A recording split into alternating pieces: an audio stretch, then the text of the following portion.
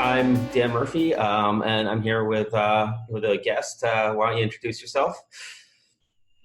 Yeah, Dan, thanks for having me on. My name is Jake Auchincloss. I'm currently a Newton City councilor where I was born and educated and formerly a Marine officer. And I'm running for Congress in the Massachusetts 4th to represent the residents of Dover in the House of Representatives. Okay, so what motivated you to get involved in this race?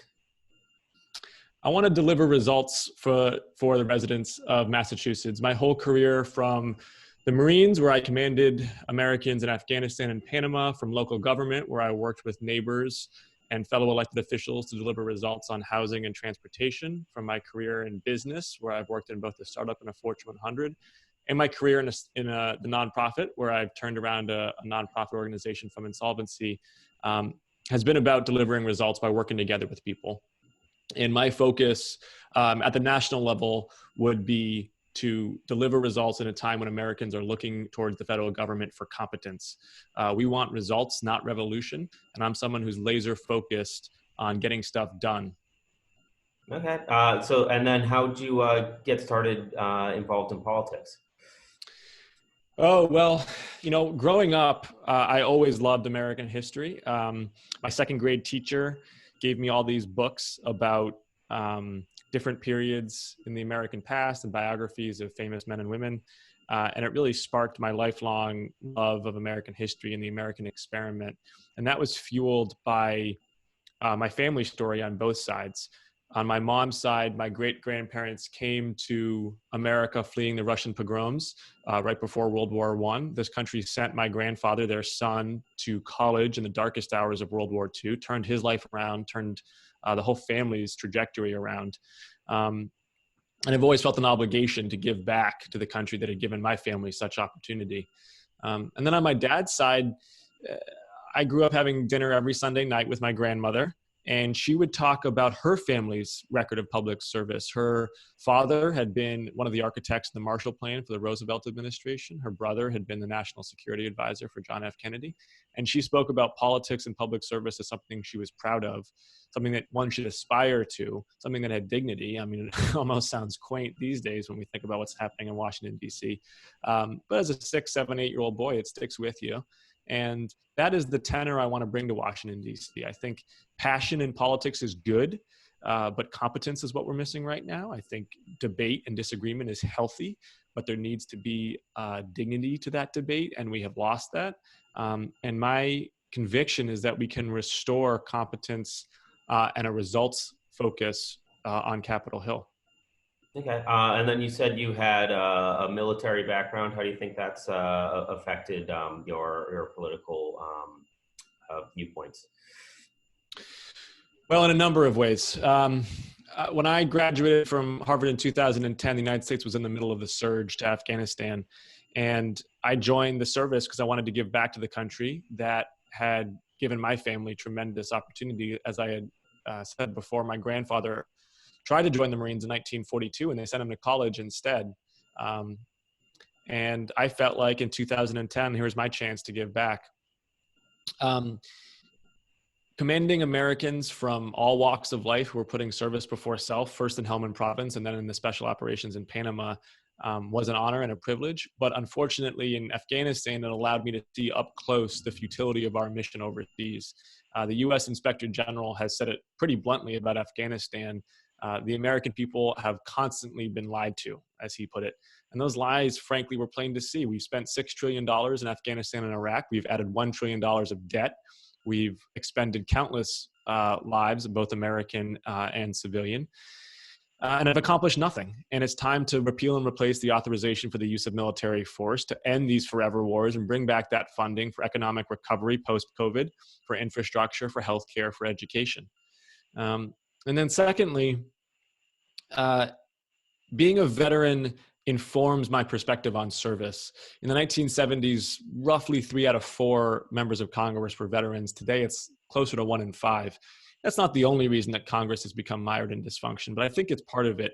There are too few members of the House of Representatives who know what it's like to put a mission first, who know what it's like to put service before self. And I think it's easier for veterans to find common ground across the aisle. All right.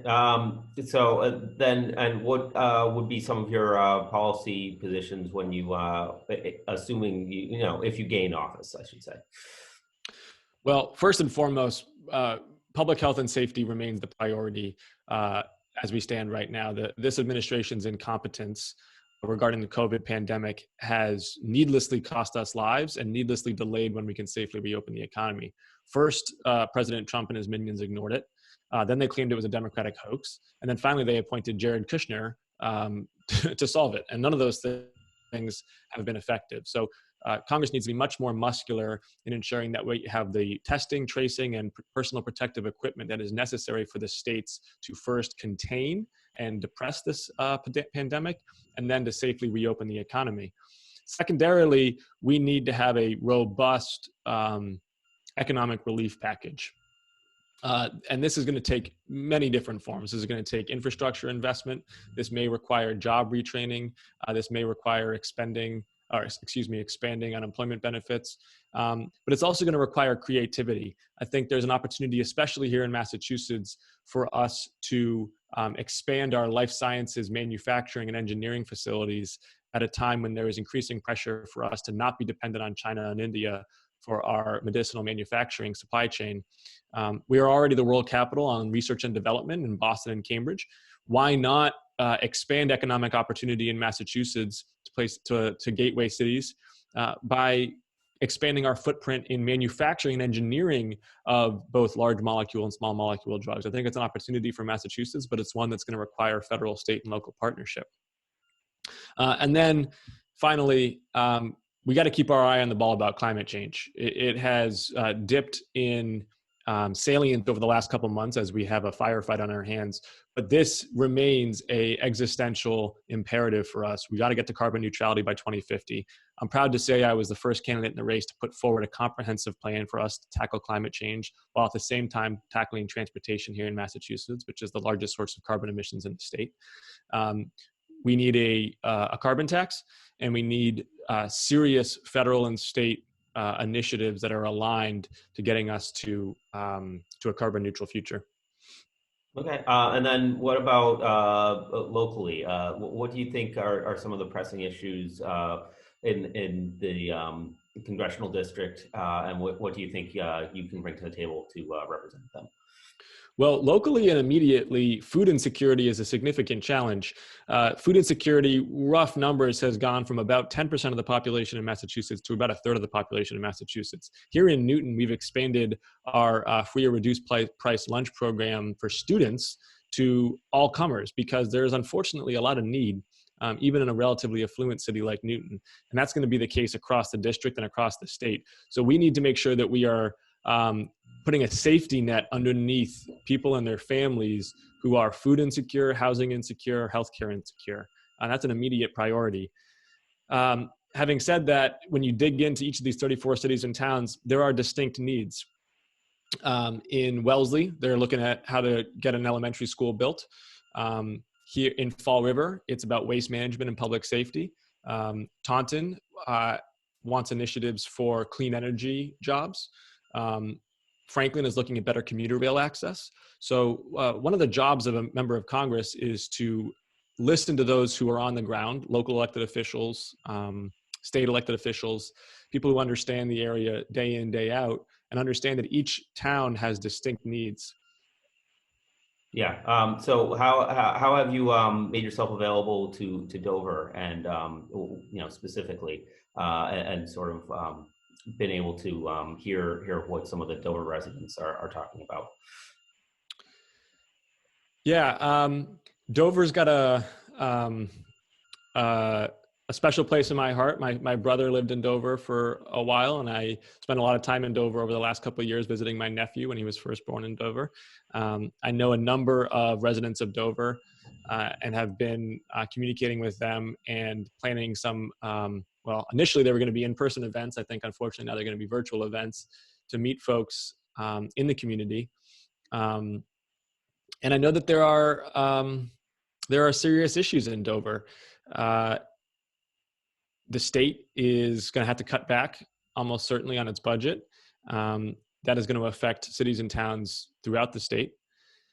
We've got residents of nursing homes who are being afflicted by this disproportionately.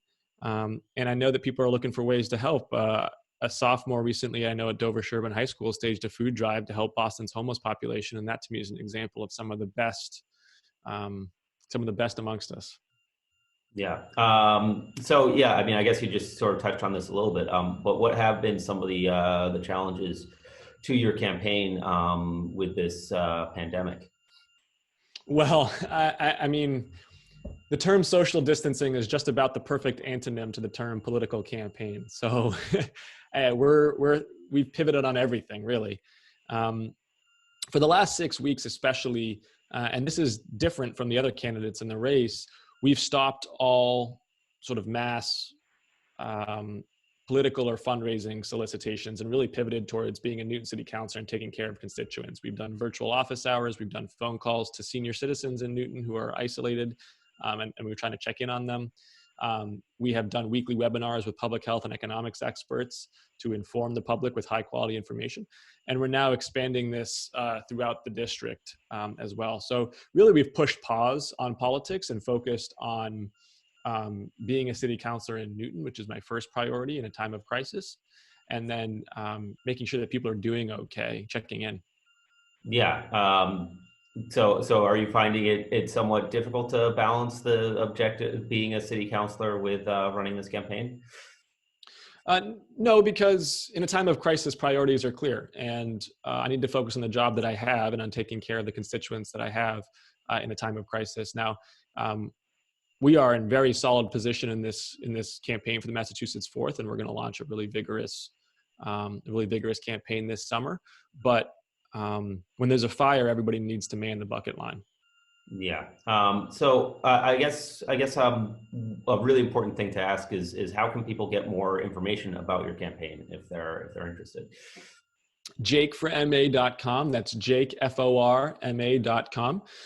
We've got a profile of my candidacy. We've got a COVID resource page. We've got a list of issues, and I encourage everyone to go there and review and sign up. All right. I guess I guess I don't really have any other questions. Is there anything else you want to add though that maybe we didn't touch on? No, I appreciate your time. And again, my website's JakeForMA.com, JakeFORMA.com. And folks should feel free to sign up. And if they want to talk to me on the phone, we'll get back to them within 12 hours.